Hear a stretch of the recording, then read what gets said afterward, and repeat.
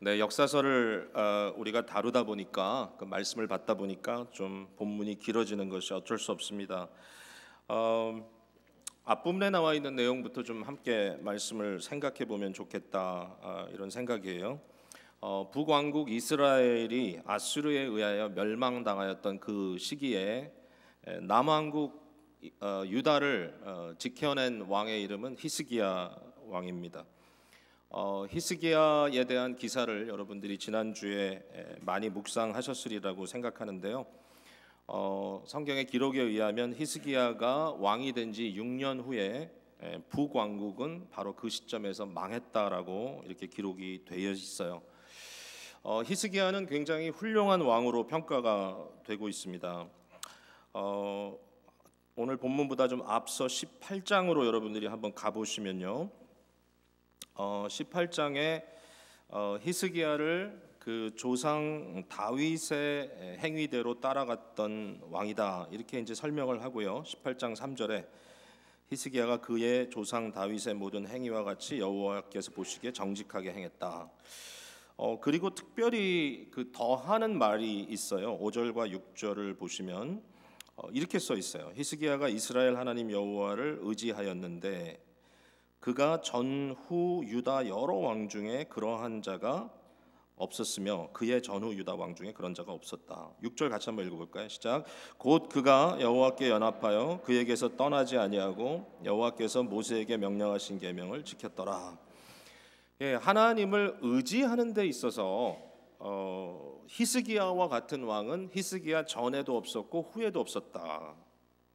이 남왕국 유다의 역사의 이제 거의 마지막 부분이죠. 이제 히스기야가 다스린 이후에 140년이 지나면 이제 결국은 이제 나라가 무너지게 되는데, 그 모든 과정 속에 히스기야 왕처럼 여호와를 의지했던 자가 없었다. 이 말을 어떻게 여기 설명을 했냐면 6절에 그가 여호와께 연합하여, 이런 표현은 잘 안 나오잖아요. 이제 구약의 왕들에 대해서 얘기할 때 여호와와 연합했다. 이 말은 어떻게 우리가 이해하면 좋겠냐면은 당시에 이 왕들은 자기의 왕위와 나라를 지키기 위해서 했던 게 있죠. 그러니까 이웃 나라의 왕들과 연합하는 것입니다.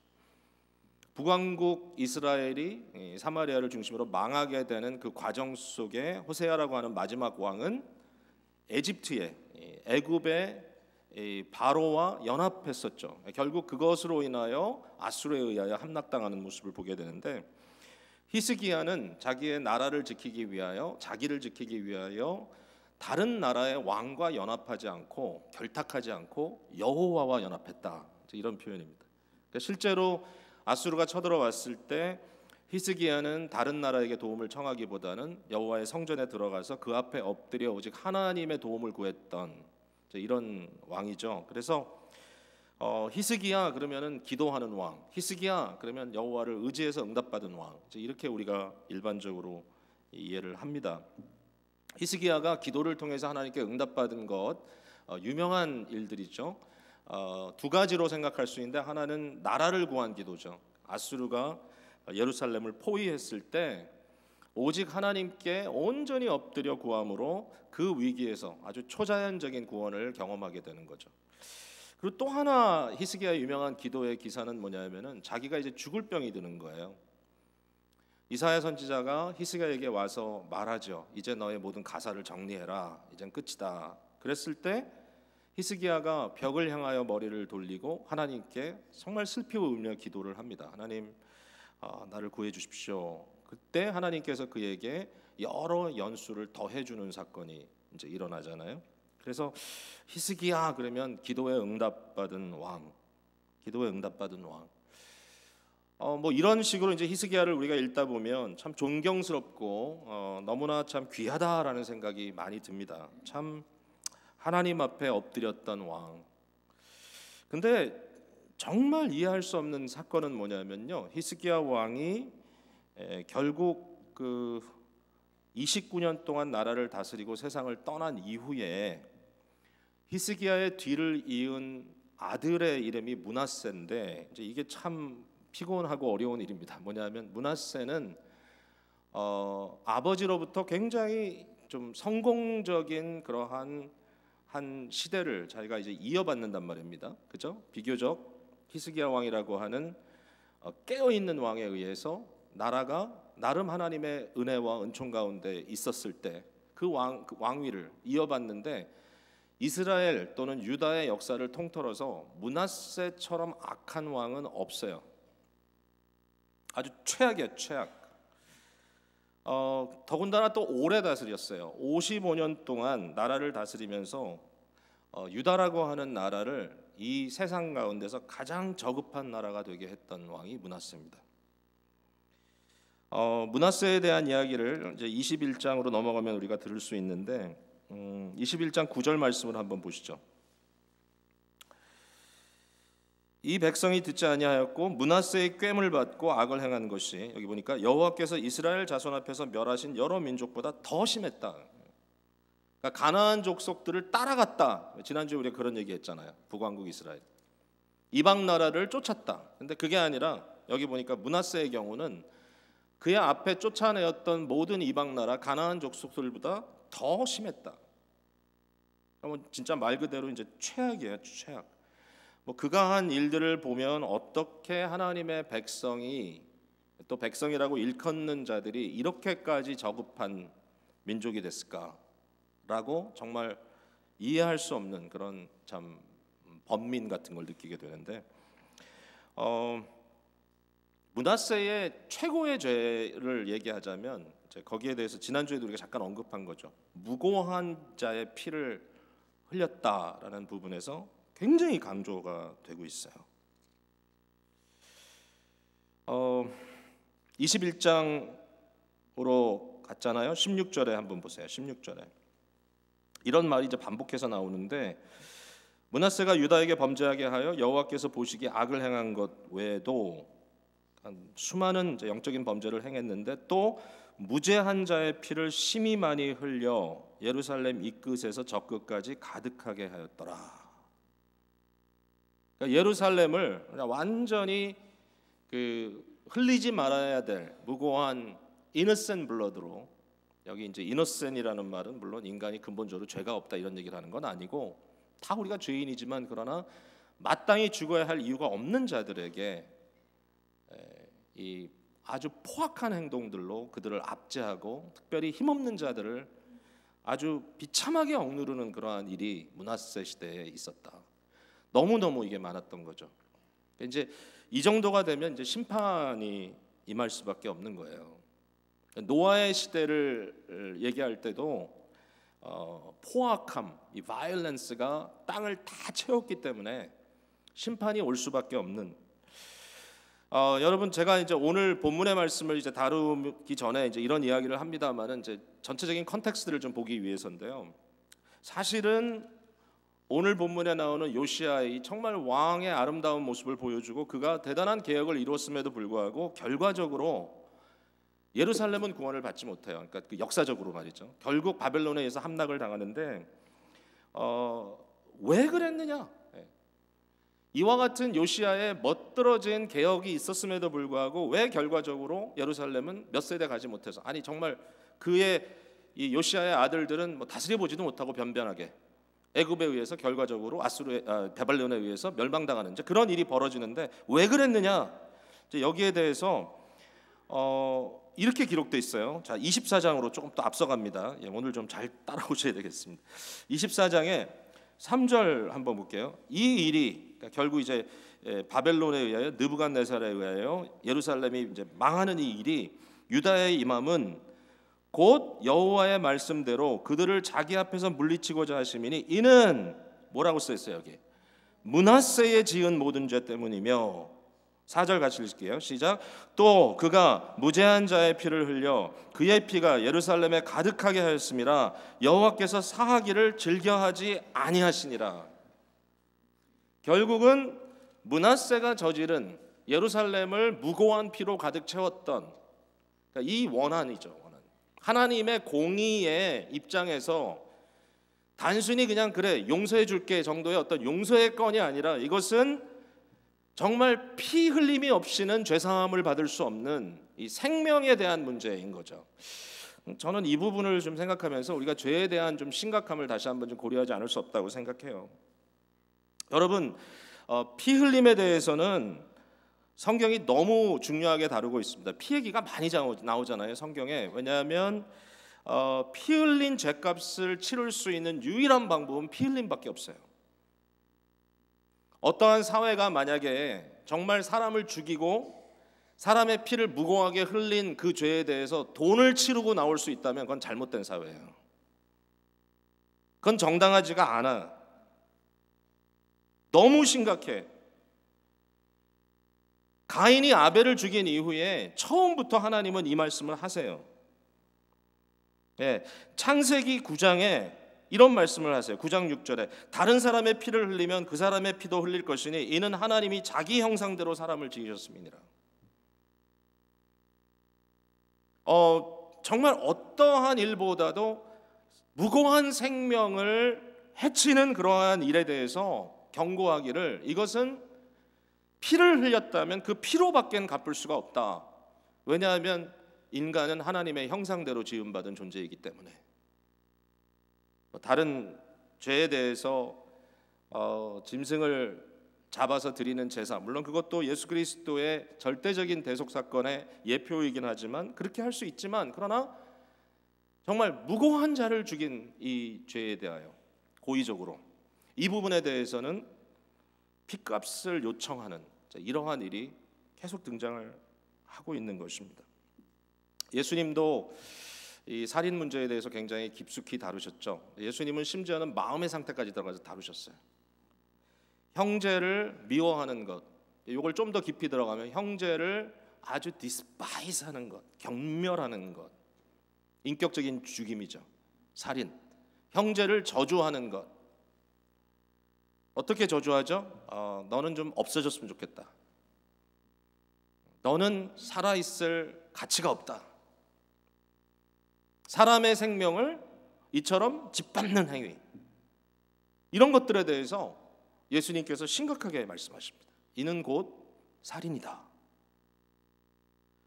여러분, 돈 때문에 사람 죽여서는 안 돼요. 돈 때문에 사람의 생명을 위태롭게 해서는 안 돼요. 그게 예수님의 원리입니다. 이런 부분에 대해서 우리가 좀 고민을 좀 하는 게 좋죠. 우리가 얼마나 마음으로 이 주님의 생각을 좀 뜻을 생각하고 있는가. 예수님이 이런 말씀하셨죠. 만약에 누가 너에게 빚을 졌는데 그 빚을 갚지 못하기 때문에 그 빚을 독촉해야 될 그런 상황이 됐단 말이죠. 그러면은 어떤 일이 있냐면은 그 집에 가서 그 사람이 가지고 있는 귀중한 물건을 이제 뺏어오는 겁니다. 전당을 잡는 거야. 그리고 네가 돈을 갚으면 돌려주겠다. 이제 이렇게 해서 이제 일종의 위협을 가하는데, 자, 어떤 사람에게 가서 빚을 갚으라고 했는데 그 사람이 가지고 있는 가치 있는 게 유일하게 하나밖에 없어요. 겉옷밖에 없어요. 당시의 겉옷은 뭐 이렇게 잘 테일러되어 있는 외투나 이런 것이 아니라 정말 큰 그냥 이 이불 같은 걸 이제 뒤집어 쓰고 옷감 같은 걸 뒤집어 쓰고 있는 이제 이런 형태. 중요한 건 뭐냐면은 그 당시 그 어떤 그 날씨 패턴 속에서 유일하게 밤에 덮고 잘 수 있는 이불감이 겉옷인 거예요. 그러니까 이 사람들에게 만약에 너희가 겉옷을 가지고 왔다면 밤이 되기 전에, 그 날이 저물기 전에 그 사람에게 그걸 돌려주라. 예수님 말씀이에요.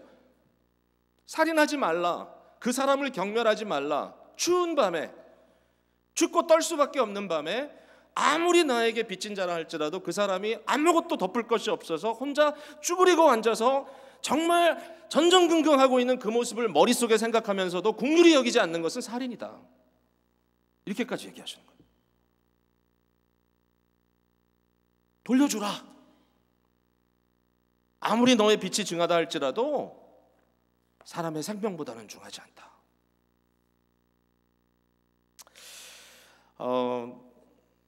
생명의 피, 생명, 이런 생각을 하면요, 구원을 이루기 위하여 피값을 치르신 예수 그리스도의 대속의 피가 얼마나 위대한 것인지를 생각해 봐야 돼요. 예수님의 피가 없다면 우리는 구원받을 수 없어요. 예수님의 무고한 죽음이 없었다면, 우리는 그 죽음으로 인하여 대속받는 것이 없었다면 우리는 오늘 이 자리에서 예배할 수가 없어요. 너무너무 중요한, 너무 귀중한 대속의 이 진리, 그 안에서 우리는 죄에 대한 심각성을 깨닫고 무엇이 예수 그리스도를 십자가에까지 못 박았는가? 나의 죄 때문에. 오늘도 우리의 마음속에 생명을 귀히 여기지 않고 혹시 누구라도 우리의 마음으로 그들을 경멸하고 그들을 저주하고 그들을 미워하는 일들이 우리 가운데 있다면 오늘 예배하는 가운데 여러분 주님 앞에 온전히 십자가에 못 박는 역사가 일어나기를 간절히 바랍니다. 이것이 주께서 우리에게 부탁하는 바입니다. 왜 이렇게 악한 왕 므낫세가 나오게 됐는가? 여기에 대해서 사실 힌트가 있다면 이제 히스기야가 다 잘했는데 이 아들 세대에 정말 악한 왕이 나오게 된 그 배경 속에 한 가지 힌트를 찾을 수 있다면 히스기야 마지막 때에 그가 남긴 말이에요. 히스기야 왕이 이제 20장 뒷부분에 보면 마지막 기사로 나온 게 뭐냐면은 바벨론에서 이제 사신들이 와가지고 히스기야를 만나러 왔는데 히스기야가 그 사신들에게 자기의 궁궐과 성전에 있는 모든 귀한 것들을 다 보여줘요. 이사야 선지자가 히스기야에게 와서 마지막 이런 얘기를 하죠. 여호와께서 말씀하시기를 날이 임한다. 바벨론이 이곳을 쳐들어와서 이곳에 있는 모든 귀한 것들이 너의 자녀들이 너의 후손들이 바벨론으로 끌려갈 것이다. 이렇게 경고를 합니다. 여기에 대해서 히스기야의 응답이 참 신기한데요. 20장 19절의 말씀에 보면 이렇게 써 있어요. 20장 19절 히스기야가 이사야에게 이르되 당신이 전한 바 여호와의 말씀이 선하니이다 하고 또 이르되 만일 내가 사는 날에 태평과 진실이 있을진데 어찌 선하지 아니하리요 하니라. 이게 마지막 남긴 말이에요. 여러분 어떻게 생각하세요? 히스기야가 이렇게 얘기하는 거예요. 이제 자기 다음 세대에 나타날 여러 가지 그 힘든 어려움들에 대해서 예고를 하니까 하나님 말씀이 선하다. 왜? 내가 사는 날 동안은 태평하니까. 이제 이 부분이 참 좀 마음에 너무 아픔을 주는 그런 구절이에요. 히스기야가 어떤 역사적인 의식이 결여됐을까? 그가 앞을 내다볼 수 있는 안목이 너무 부족했던 것인가? 어쨌든 히스기야가 자기는 너무 잘 믿었는데 결국 그러한 영적인 영향이 아들 므낫세에게는 전혀 미치지 못했었다는 것에 대해서 우리는 심각하게 고민을 할 수밖에 없죠. 자, 어쨌든 므낫세 55년에 아주 무지막지한 이 그릇된 이 다스림이 있었고요. 므낫세가 죽은 이후에 나라는 이제 쑥대밭이 됐을 텐데 그의 아들 아몬이라고 하는 아들이 이어서 왕위를 이어가는데 감사한 일이죠. 아몬도 이제 악한 왕이었는데 그의 이 다스림은 2년을 넘기지를 못합니다. 신복들의 반역을 통해서 아몬은 죽습니다. 결국 아몬까지 온 그러니까 한 60년 가까이 되는 이러한 그 영적 암흑의 시기, 히스기야 지난 이후죠. 그 다음에 나타나는 왕의 이름이 요시야 왕입니다. 오늘 본문에 나오는 요시야 왕은 불과 8살입니다. 그가 왕이 됐을 때. 근데 요시야 왕이 8살에 왕이 됐다는 것은 한편으로는 굉장히 다행스러운 일인 것 같아요. 왜냐하면은 여기 보니까 1절에 요시야가 왕이 오를 때 나이가 8세라 예루살렘에서 31년간을 다스렸느니라. 그의 어머니의 이름은 여디다요 보스가 여다야의 딸이더라. 그러면서 요시야가 여호와 앞에 정직하게 했다 이렇게 기록하고 있거든요.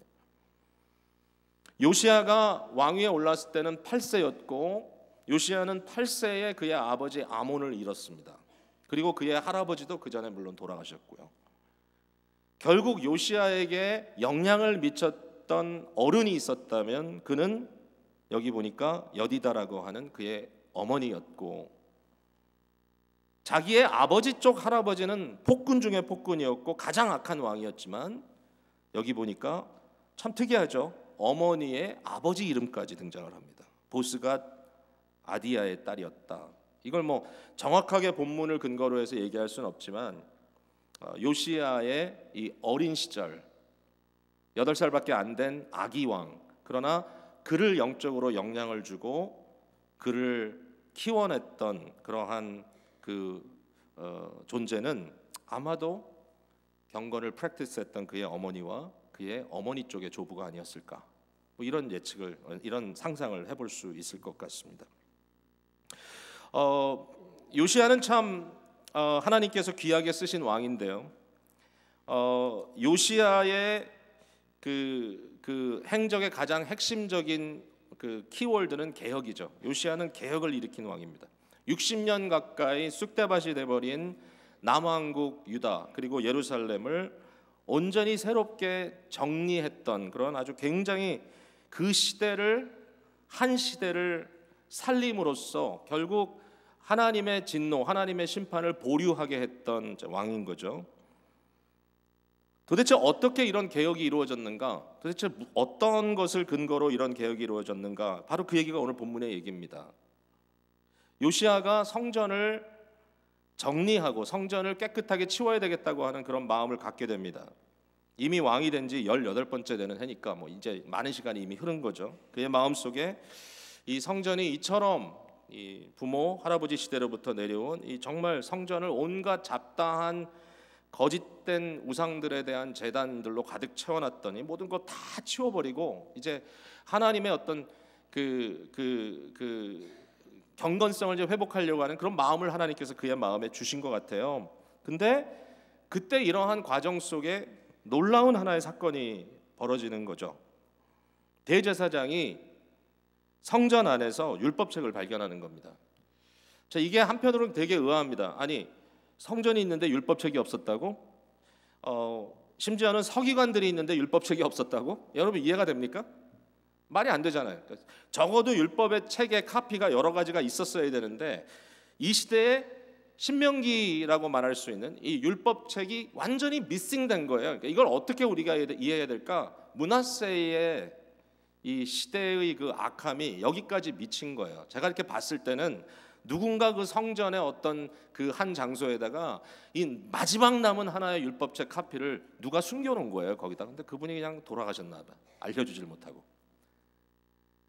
정말 한 권도 남기지 않고 말살하려고 했던 이러한 악한 시대가 지난 거예요. 그리고 결국 하나님의 때에 요시야가 다스리는 때에 이 율법책이 재발견이 됩니다. 자, 요시야의 개혁에 대해서 우리가 이야기할 때 첫 번째로 얘기할 수밖에 없는 것은 뭐냐면 율법책의 재발견을 통해서 개혁은 시작됐다는 것입니다. 요시야의 개혁은 율법책의 재발견입니다. 잃어버렸던 근본, 잃어버렸던 원리의 기초를 다시 발견하게 된 것이죠. 이 율법책을 가지고 사반이라고 하는 서기관이 왕 앞에서 읽습니다. 이 율법책을 읽을 때에 왕이 11절에 율법책의 말씀을 듣자 곧 그의 옷을 찢었다 그랬습니다. 그의 옷을 찢었다는 말은 참담함입니다. 도대체 어떻게 이런 일이 있을 수 있단 말인가? 하나님께서 이처럼 상세하게 자세하게 언약 백성으로서 우리가 살아야 할 것에 대해서 말씀을 하셨는데 어찌 우리가 이처럼 그의 말씀을 어기고 살았고 그러므로 이와 같은 심판이 우리에게 임할 수밖에 없는 상황이 되었던가? 요시야가 자기의 옷을 찢으면서 참담하다 참담하다 이렇게 하는 거죠. 자, 굉장히 극적인 장면입니다. 성전 한 구석에서 숨겨놨던 율법책 하나가 발견이 되고 그 율법책을 열어 읽었을 때 하나님의 말씀이 새롭게 들리우게 되고 한 제너레이션 아니 그 이상 시대의 암흑기에 전혀 들리지 않았던 하나님의 말씀이 들릴 때에 요시야가 그 앞에서 꼬꾸라져서 그의 옷을 찢으며 참담하다 외치며 하나님 앞에 통곡하며 회개하는 장면이 오늘 등장하는 거죠. 참 극적이에요. 굉장히 극적인데 저도 지난주에 이제 말씀을 준비하다가 이렇게 좀 근본에 대한 이런 어떤 잃어버렸던 책에 대한 이 이야기를 듣고 나서 갑자기 저도 모르게 이 베이스멘트 한 구석에 쌓아놓은 옛날 저의 일기장들을 뒤져보기 시작했어요. 내가 뭘 미스하고 있나? 한 가지 재밌는 걸 발견하긴 했어요. 1997년도 6월 21일자 그 엔트리를 보니까 그때 이제 제가 이제 기쁨의 교회를 개척하기 1년 전인데 그때 교회 개척에 대한 여러 가지 고민을 하고 있었더라고요. 그 당시에 34살의 젊은 교육자가. 그래서 그때 이제 교회를 개척하면 이런 교회를 세우겠다. 그래가지고 거기 보니까 한 5가지 이렇게 포인트로 해가지고 쭉 썼더라고요. 관심 있으면 나중에 저한테 와서 물어보세요. 근데 이 5가지를 이렇게 다시 읽는데 보니까 굉장히 많은 부분이 이루어졌다는 생각이 들었어요. 되게 마음에 감격이 있었어요. 제가 이 말씀을 왜 드리는지 모르겠지만 좀 이렇게 어떤 일에 대해서 성경에서 부딪혔을 때 한번 깊이 생각해 보는 거 되게 좋은 것 같아요. 내가 뭘 미스했는가. 근데 그것보다 사실 훨씬 더 근본적인 것은 말씀의 회복입니다. 말씀의 회복. 여러분, 우리가 너무나 잘 아는 개혁, 특별히 16세기의 종교개혁을 들을 수밖에 없는데 16세기의 종교개혁의 그 시작된 정신이 뭐냐면은 근원으로 돌아가자입니다. 이것은 이제 라틴어로 아드 폰테라고 얘기를 했는데 이 아드 폰테라는 말은 사실은 종교개혁자들이 만들어낸 말은 아닙니다. 소위 말하는 르네상스 시대의 새로운 이 문명의 탄생, 이 르네상스 시대에 있었던 하나의 현상이 아드 폰테, 근본으로 돌아가자. 중세기를 뛰어넘어서 그 이전의 세계에서 말했던 그런 것들을 재발견하고 이렇게 하는 거죠. 그때에 있었던 중요한 이 부흥운동, 문서 부흥운동이 뭐냐면 성경도 원어로 돌아가서 읽기 시작하는 겁니다.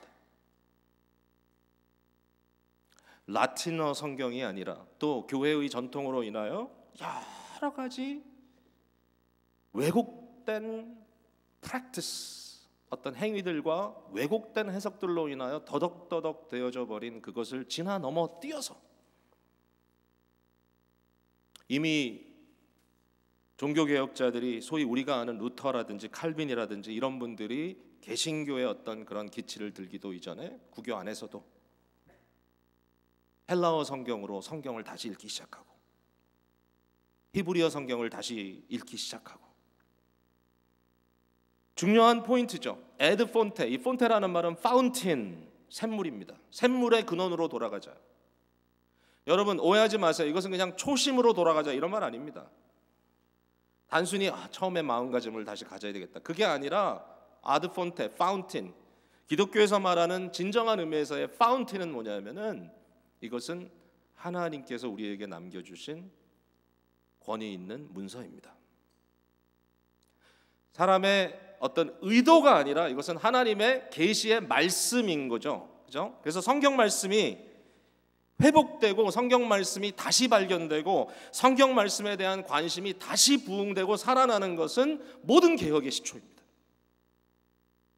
기쁨의 교회가 또 여러분의 가정과 여러분 한 개인이 끊임없이 우리 속에 복음의 역사가 흘러넘치고 우리 가운데 하나님의 역사가 계속 은혜로 넘치기를 원한다면 마음으로 결심하는 것 또는 어떤 감정을 돋군다든지 어떤 뭔가 안 해봤던 일을 해보는 이런 것으로 돌아가는 것이 아니라 다른 포뮬라는 없습니다. 다시 성경 말씀으로 들어가고 하나님의 말씀에 관심을 갖고 하나님의 말씀을 캐 들어가서 그 말씀의 진리 속에 나의 삶과 나의 생각과 나의 모든 것들을 다시 한번 기초를 세우는 작업을 하는 것이 개혁이에요. 개혁. 기초의 원리, 참된 권위의 그 기본으로 돌아가자는 것이 바로 개혁의 첫 번째 단계입니다. 요시야 왕은 그 놀라운 특권을 경험했던 거죠. 자기가 의도적으로 한 건 아니지만 그러나 성전을 정리하다 보니까 다시 재정비하다 보니까 그 안에서 성전보다 훨씬 더 근원적인 하나님의 율법 말씀, 하나님의 언약의 말씀 그 책을 그가 다시 받게 되고 잊어졌던 한 암흑의 시대를 통하여 완전히 감추어졌던 진리가 다시 밝혀지고 그 앞에 새로운 역사가 일어나기 시작한 것입니다. 자, 이 말씀을 듣고 요시야가 어떻게 했죠? 요시야가 어떻게 반응을 했는가? 그게 이제 개혁의 내용인데요. 우선적으로는 그는 말씀에 즉각적으로 반응을 했어요. 아주 순간적인 회개예요. 그 순간에 말씀을 듣자마자 그는 옷을 찢으면서 회개했습니다. 그 회개하는 모습에 대해서 하나님께서 말씀으로 다시 한번 그에게 응답하실 때 설명을 하시죠.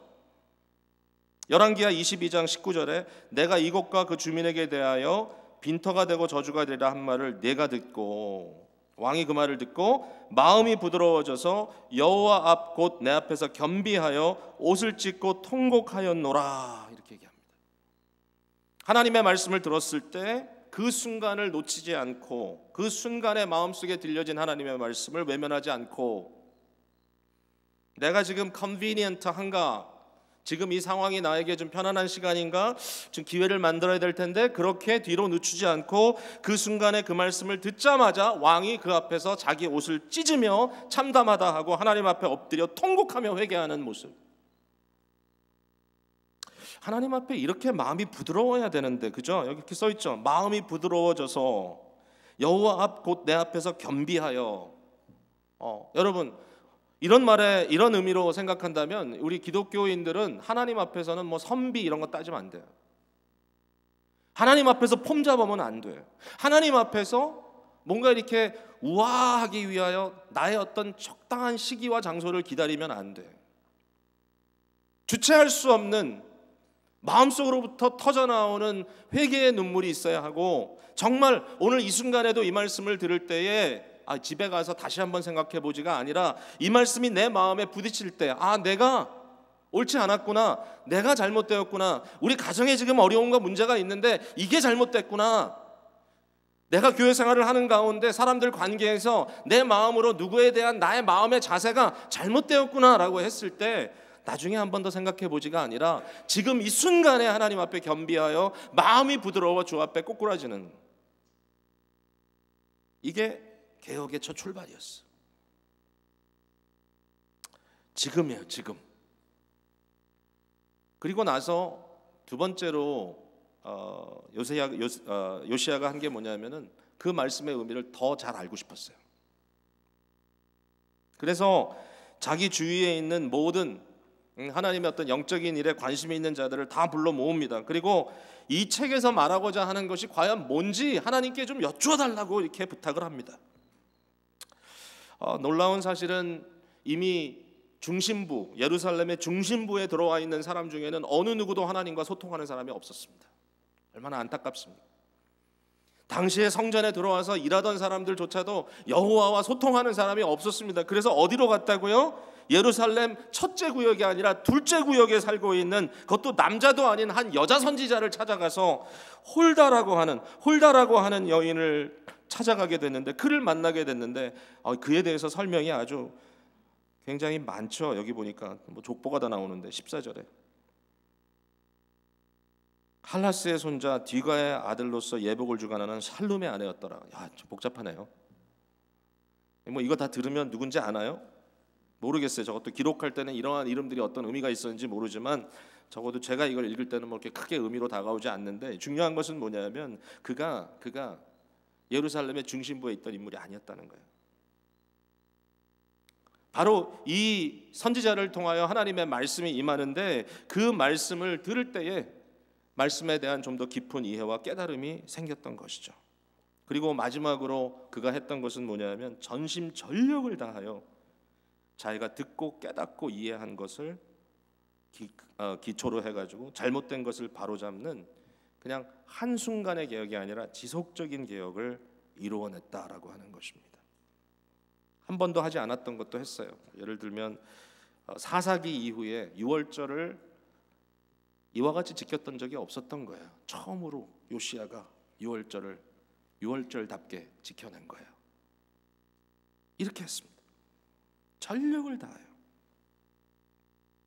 백성들과 함께 새롭게 언약을 세울 때에 나오는 표현이 있습니다. 오늘 23장 3절, 우리 마지막 본문으로 읽었던 구절에 보면 왕이 단위에 서서 여호와 앞에서 언약을 세우되 마음을 다하고 뜻을 다하여 여호와께 순종하고, 여기 마음을 다하고 뜻을 다하고 뭐 이런 말들이 딱 마음속에 리마인드되는 것은 바로 신명기 6장 4절과 5절에 있는 말씀입니다. 이스라엘아 들으라, 여호와 하나님은 단 한 분이시니, 단 한 분이시니 너는 마음을 다하고 뜻을 다하고 힘을 다하여 내 하나님 여호와를 사랑하라. 바로 신명기의 핵심되는 이 말씀이 요시야의 마음속에 깊숙이 들어왔던 것입니다. 여러분, 말씀을 맺으면서 고민스러운 이야기를 좀 나눕니다. 히스기야의 왕권이 끝났을 때, 히스기야가 죽었을 때 므낫세라고 하는 무지막지한 악한 왕이 그의 아들이 세워졌던 것 기억합니다. 요시야가 개혁의 이 한 세대의 이 노력과 애씀을 마감했을 때 그는 참 안타깝게 전쟁 중에 죽었어요. 그 이후에 나타난 그의 아들들은 사실상 정말 별 볼 일 없었습니다. 사실 그 시대 자체가 이미 바로 요시야가 죽은 이후부터 유다는 이제 죽음의 길로 들어가고 있습니다. 이미 말씀드린 대로 하나님의 심판이 예고되어 있었고 므낫세의 이 무고한 피 흘림으로 인한 하나님의 공의가 결국은 예루살렘을 사하기를 즐겨하지 않으시고 예루살렘을 무너뜨리는 일로 연결됐다라고 하는 이러한 내용이 열왕기하의 고발입니다. 고민은 이런 거죠. 그렇다면 요시야의 개혁이 과연 무슨 효력이 있었는가? 요시야의 31년의 이 정치, 요시야라고 하는 개혁적인 왕이 나타나서 그 시대의 개혁을 이루고 성전을 정화하고 정말 모든 유대 땅에 있는 모든 산당들을 다 제거하고 정말 어디에 있든지 하나님에 대한 배교의 사인들을 다 제거하고 백성들과 함께 새롭게 언약을 맺고 나가게 했던 그 모든 것의 효력이 과연 무엇인가? 결국 요시야도 히스기야처럼 다음 세대를 준비하지 못한 왕으로 기억될 수밖에 없는 것인가?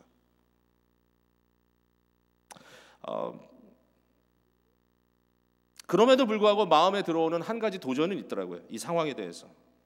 그게 뭐냐면 적어도 요시야는 개혁을 통하여 자기의 세대, his generation, 자기의 세대를 책임질 수 있었던 왕이었다. 자기의 세대에게 하나님의 이름을 심고 자기의 세대에 있는 백성들을 보호하고 그 사람들을 구원해내는 이런 역사가 요시야에게 있었다라는 것이죠. 하나님의 예고된 심판이 있었지만 그러나 그 심판을 딜레이하고 결국 그 제너레이션에 하나님께서 부르신 그 부르심에 따라 자기 세대에 영향을 미치고 사람들의 마음을 새롭게 했던 요시야의 개혁. 여러분, 사람은요 다 역사적인 어떤 의식을 조금이나마 갖고 있는 것 같아요. 우리는 다른 어떤 그 존재들과 다르게 과거를 회상할 수 있는 메모리를 갖고 있고요. 그리고 미래에 대해서 예측할 수 있는 또는 상상할 수 있는 그 이미지네이션, 상상력을 갖고 있어요. 다른 어떤 존재와는 다르게 인간은 그러므로 발전이라는 것을 이룰 수 있는 아주 특별한 존재로 하나님께서 우리를 만드셨어요. 이걸 역사의식이라고 이야기할 수 있습니다. 과거를 생각하고 현재를 또 생각하고 미래를 고민하고 이러한 역사의식 속에 우리는 여러 가지 고민들을 갖고 있습니다. 사실은 교회에 대해서도 약간 그런 허무한 느낌이 들 때가 어떨 때는 있어요. 너무나 많은 제가 아는 그런 신앙 공동체들이 한때는 어느 한 시기에는 정말 너무너무 참 훌륭해 보이고 너무 왕성해 보이고 정말 교회가 막 정말 하나님의 은혜로 충만한 것 같이 보이는데 한 제너레이션이 끝나고 나서 한 목회자가 지나고 나서 뭔가 맥이 빠지고 교회의 건강이 무너지고 결국은 심각한 시험에 빠지는, 그러므로 거의 유명무실해지는 이런 모습까지 경험한 경우들이 있지 않습니까? 결국 교회는 한 세대만을 섬기는 것인가?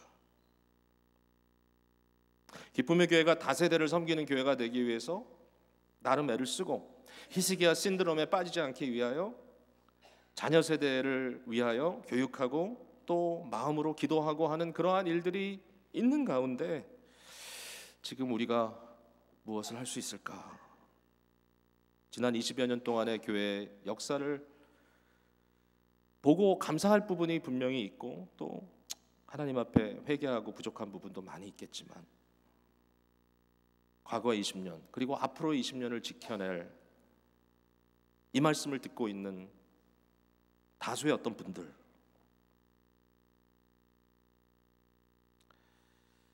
그냥 이렇게 기도하기로 했어요. 참 역사적인 고민인데 이렇게 그냥 기도를 하기로 했어요. 하나님, 저희 시대를 책임질 수 있는 마음을 우리에게 주십시오. 일단 우리가 책임감 있게 이 제너레이션을 지켜내고 이끌고 갈 수 있는 그런 마음을 우리에게 주십시오. 그리고 그 일에 대하여 하나님 앞에 온전히 헌신하게 해주십시오. 그리고 우리 자녀 세대에 대해서 기도하겠습니다. 주님, 그들에 대해서 기도할 때 우리가 그 자녀들을 어떻게 하겠어요? 그러나 하나님, 우리 자녀 세대에 그 세대를 책임질 수 있는 요시아와 같은 리더들을 세워주십시오라고 기도하겠습니다. 그리고 가능하다면 그러한 자녀들이 우리 자녀들 중에 나올 수 있기를 기도하겠습니다.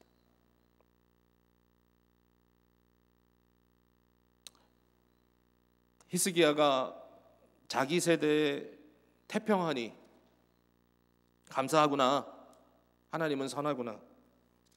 히스기야가 얼마나 탄탄하게 나라를 세워놨으면 므낫세는 그 악한 행동을 하면서도 55년 동안 나라를 지켜나갔겠어요.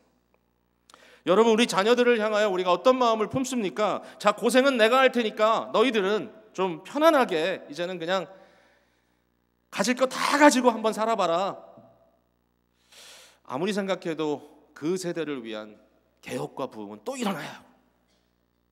그것을 위하여 주님 앞에 드려질 그 시대의 리더십이 반드시 필요한데 주님께 온전히 기도합니다. 자기 세대를 책임질 수 있는 요시아와 같은 왕들이 우리 가운데서 세워지게 하여 주시옵소서. 이렇게 기도할 수밖에 없습니다.